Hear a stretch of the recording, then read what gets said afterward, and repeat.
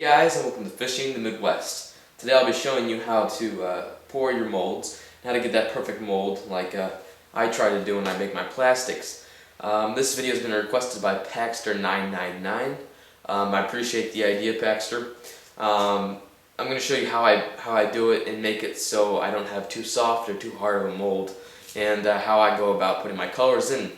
Now, one thing I do have to stress about this video is I would appreciate it if you didn't take my ideas and go off and start selling your lures with my ideas. I'm not going to sue you or anything, or I'm not going to get mad at you. I just would appreciate it if you just did it for educational purposes and did it so you can make your own baits. But I'd appreciate it if you didn't take this technique and spread it all throughout the internet and start selling it, because it's a different technique and it's kind of personalized. So I hope you guys enjoyed this episode today, and stay tuned. So as you can see, I've got multiple different molds. I've got my drop shots, 4.5, and I've also got my other drop shots, which are 5. They look pretty similar, but they're just a little bit longer and a little bit more depth, lengthy-wise. My gobies, my crappie serpents, a new bait that I'll be showing you guys later on. It's a trailer, and my craws. These are some of my main molds also. Oh yeah, I also forgot to include this one right here, which is also another trailer. I use the majority of these. I'm starting to get more into this one right here. I like the style and how this shows up when I start pouring my molds. So anyways, I apologize for the low light condition. I'm in my garage right now, so it's going to be kind of difficult. So first we're going to start off by the tools that you'll need. You'll need a mitt, something like this, just one. Make sure it's nothing that you don't want to get dirty, because it will get dirty. You need some kind of stove or microwave. As you can see right there, I've got this stove.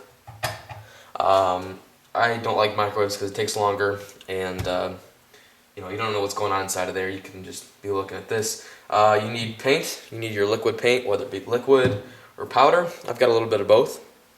Again, all these products are Lure Craft.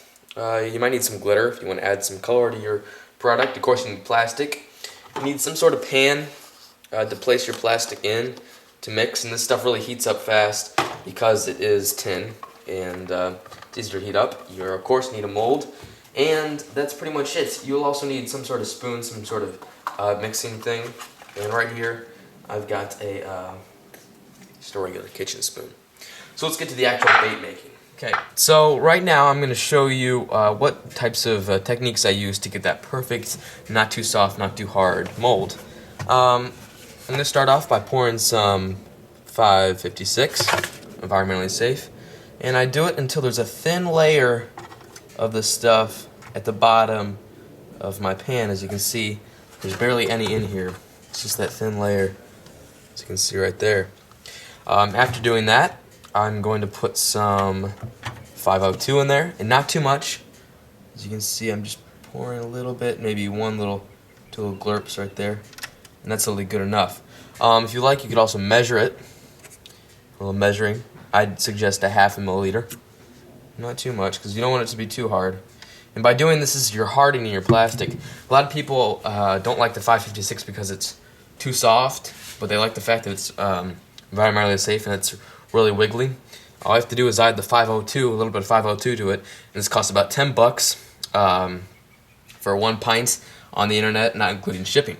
Okay, so now we've got our actual kind of basin of our plastic, and what we're going to do now is we're going to turn on the little stove, and I usually start at 6 o'clock, so all the way down, straight down. I don't go really past 6 o'clock unless my plastic isn't heating up. So I've got my spoon here, and I've got my colors ready that I want to use. The colors that I want to use today are going to be red and a little bit of black sparkles. Now this is a different color that I'll be doing, new color for Old Dog Baits. I ordered some blue, some of the primary colors, some yellow, and some red, so I can mix and do all that kind of stuff. I would suggest using the liquid colors versus the powder, just because it's easier for beginners.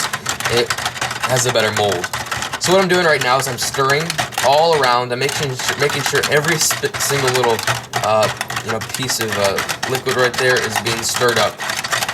One thing you will know is it will start to get a little bit smoky once you've had all this mess around your stove. And I apologize for the mess that I've got here. It's just what I do and how I make my plastics. It's a little bit messy, but it still works, and it works fine. So what I'm doing right now is I'm mixing, like I said, and I'm waiting until this white plastic turns a little bit clear. And once I notice it starts turning clear, it gets a little bit clumpy, I'm going to add my coloring in. I'm going to show you the amount of coloring I use when I'm making these baits. Like I said, I've got my mitt right here, and I'm holding this so my little pan doesn't slide around, and that plastic that in there doesn't slosh and hit you in the hand, because it is hot. It will get hot over a short period of time. Okay, so now my plastic is starting to get a little bit more swirly, as you can see right there. I don't know if you can see that, but it's starting to get a little bit more clear and swirlier. And it's about the time for me to add my glitter, my black glitter. I usually add a whole lot because this color is going to be quite diverse, a little bit different. And we call it peanut butter and jelly color. Add some purple in there. Looks pretty nice. So I've got black and purple glitter in there, and then afterwards I'm going to add a lot of red, a little bit of red actually, not a whole lot, but enough to get that swirl going on my plastic. So it's kind of like a pinkish, greenish, or not greenish, excuse me, reddish, blackish color, which looks pretty cool, almost like a PB&J color. I like to call it PB&J just because it looks cool. Okay, so now it's all sloshy clear. I'm going to slowly pour this into my mold. It's kind of hard using the pan because it's not that good of a tool to use. And then I'm going to pour that one in there. Now, if there's a little bit of excess on there, I'm just going to scoot that off with this little thing right here. I'm going to pour my molds here. Okay, so what I've done now is I've taken a pan, filled it with clean water. Make sure you have clean water in your pan. And I've placed all my plastics in here.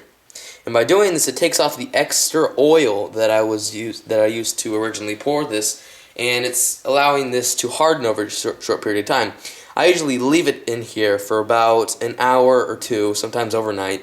If I'm doing it late at night, it doesn't really matter as long as it's not over 2 days or a week. What I like to do is I like to put it in there, gets rid of the oil, and after I'm done putting it in there, after an hour or so, I just let it sit out there for a while. And by letting it sit out there for a while, it's drying, it's getting harder, it's going to get stronger, progressively too. And if you have it in your tackle box or your tackle bag, it's also going to get stronger as well inside of the package. So progressively, these lures are going to get stronger, and they're going to work better for you in the near future. You cannot just take these out of the mold and start cutting. It's going to be impossible, and you're going to mess up. You also don't want to just take these out of the mold and start fishing with them, because it's not going to happen. That's one thing I'd like to do find as well. I find as well. One thing a lot of manufacturers do when they make their plastics is they come up with just the 502, and that's what I showed you earlier, which is just this stuff right here, 502. And this stuff is really strong plastic. It's really hard. Sometimes it's almost too thick to pour, and that's why I like to use the the weaker stuff and then mix it with that, because it's easier to pour. I can pour it easily. If it's too thick, it starts to dry inside of my pan. And that's why I've added this extra technique to it, and this is kind of the secret that I have. Then not a lot of manufacturers do. A lot of hand pour mold makers do as well. So I hope you guys found this episode enjoyable. If you guys have any questions afterwards, please leave a comment in the comment section below. Hope you guys enjoyed my bass video that I had today. It was a chunker bass. I'm sorry about the bloody mess again. I really feel bad about that. And I wish he wouldn't have bled, but he wasn't hooked in the gill, and I really didn't mishandle him at all. I was even holding him under the belly. But anyways, hope you guys enjoyed this episode of Fish in the Midwest, and keep on staying tuned.